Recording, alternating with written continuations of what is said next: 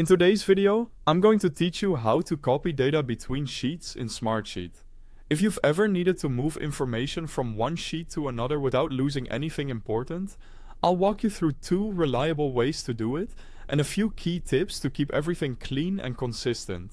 First, let's look at the method that's best for larger batches of rows.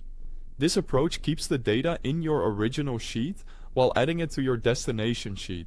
Start by selecting the rows you want to copy. Click a row number to select a single row, or hold Shift and click another row number to select a continuous range. Then, right-click and choose Copy to another sheet. Smartsheet will prompt you to select the destination.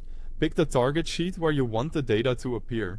Before confirming, you can choose to include attachments or comments if those are relevant to your workflow. When you're ready, click OK. Your copied rows will appear at the bottom of the destination sheet, giving you a clear audit trail of what was added. Keep in mind there's a limit here. You can only copy up to 500 rows at a time using this feature, so for very large moves, work in chunks of 500 or fewer. Around this point, a quick note.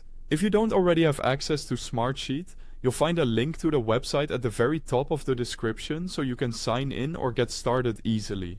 Now, if you're making small manual updates, traditional copy and paste is fast and flexible. Highlight the cells or rows you want to copy, then press Ctrl+C on Windows or Command+C on a Mac. Navigate to your destination sheet, click the top left cell where you want the data to land, and press Ctrl+ on Windows or Command+ on a Mac. This method brings over data, formulas, and formatting in one go, which is great for quick updates or when you need to maintain the look and logic of your data.